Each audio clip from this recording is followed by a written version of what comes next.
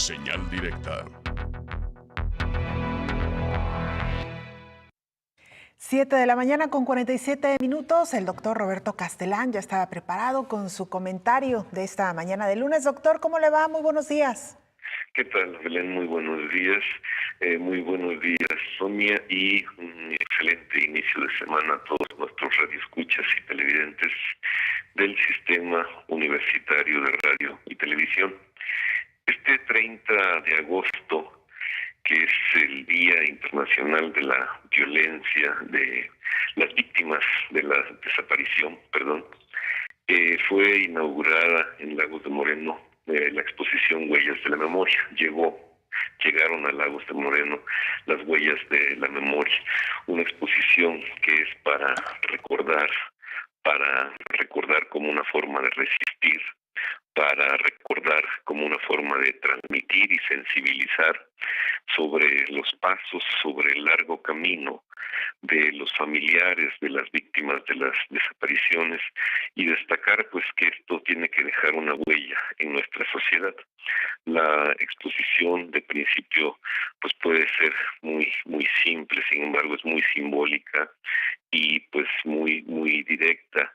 Son los zapatos usados, gastados, muy gastados, de distintos familiares de las víctimas en todo el país, y que dan muestra de su recorrido por muchos lugares, porque quienes buscan a sus desaparecidos, a sus tesoros, como ellos mismos les llaman, pues no lo hacen nada más en los lugares en donde estos desaparecieron, sino que van de un lugar a otro, tal cual, de Tijuana a Michoacán, de Michoacán a Veracruz, de Veracruz a Jalisco.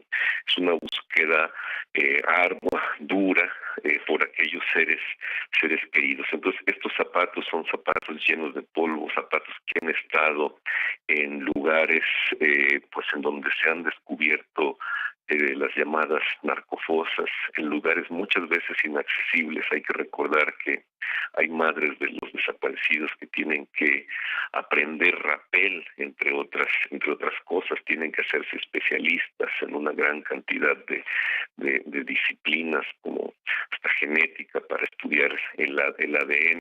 En fin, estos zapatos son la muestra simbólica, muy real, de quienes buscan por todos los rincones desesperadamente a sus familiares desaparecidos. Esta exposición llega a Lagos de Moreno de la mano de Radio Universidad de Guadalajara, Lagos, y del Centro Universitario de los Lagos, y es la primera vez que está en el estado de Jalisco.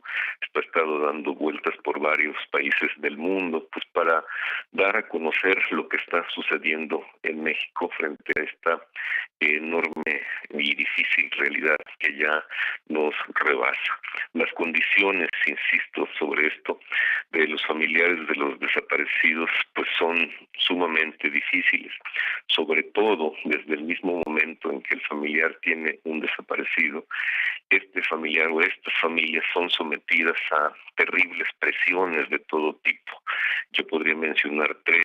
Una es la presión social, que es una presión muy fuerte. Nos hemos convertido en una sociedad que critica, en una sociedad que lincha, en una sociedad que piensa que nada más nosotros o nuestra familia somos los buenos, los dignos, y que los demás pues son delincuentes o que en algo andaban. El discurso, la narrativa del gobierno de decir que en algo andaban metidos porque a los buenos no les pasa nada, pues llevó justamente a la sociedad a pensar eso. Ese discurso permeó en la sociedad, y hay muchísimas personas que creen que cada desaparecido es simple y sencillamente un delincuente que tiene un merecido castigo, cosa que es pues aborrecible, porque una sociedad no puede pensar así. Una sociedad tiene que pensar siempre en términos de justicia, y siempre tiene que ver al otro, en este caso, como lo que es, como víctima de un terrible crimen que es la desaparición. Y en muchas de estas desapariciones, yo diría que en la mayoría de ellas, la desaparición es tipificada como desaparición forzada, es decir, que siempre hay un elemento del gobierno, elemento del Estado que tiene que ver con estas desapariciones, lo cual la hace pues un crimen más nefasto en ese sentido. La otra presión que tienen los familiares, una presión a la que se someten casi todos los días, y es una presión también muy fuerte, es la presión de la Fiscalía. La Fiscalía en Jalisco no investiga los casos de desaparecido e inmediatamente somete a las familias a interrogatorios desde el punto de vista de la culpabilización. Para la Fiscalía, las familias no son víctimas, sino que son parte de un esquema de delincuentes al que hay que culpabilizar desde el primer momento en que las familias llegan a poner la denuncia, meter la denuncia de la desaparición de sus seres queridos. Siempre es la culpabilización, y la investigación, si es que se da con base a interrogatorios a las mismas familias y con base a presiones a otros miembros de la familia. La Fiscalía, pues, lejos de convertirse en un ayudante efectivo para la búsqueda, en alguien que investiga las condiciones de la desaparición de la víctima, se convierte en una presión constante para los familiares, que al mismo tiempo se convierten en víctimas. Y la otra presión, por supuesto, es el mismo crimen organizado. El crimen organizado no quiere que se haga mucho ruido sobre sus actividades, no quiere que las familias busquen, no quiere que las familias indaguen, no quiere que las familias ventilen este tipo de problemáticas, porque obviamente pues va en detrimento de sus actividades, que aunque muchas de ellas no son muy sigilosas, pues sí, normalmente buscan mantener el sigilo en cierta clandestinidad. Entonces, esas tres presiones que son muy fuertes, la presión social, es decir, la de una sociedad, la presión de la Fiscalía, es decir, del mismo Estado, y la presión de los mismos criminales, hacen que los familiares muchas veces no investiguen, no denuncien, no sigan las investigaciones, hacen que los familiares pues se mantengan muchas veces al margen, y solamente algunos que de veras, yo creo que con una gran valentía, son aquellos que día a día salen a buscar a sus hijos, a gritar la necesidad de que aparezcan los cuerpos o aparezcan con vida de sus tesoros, de sus desaparecidos. Por eso es muy importante dar seguimiento a estas, por todos los medios, a las actividades de las familias de los desaparecidos, porque se convirtió en el gran problema nacional.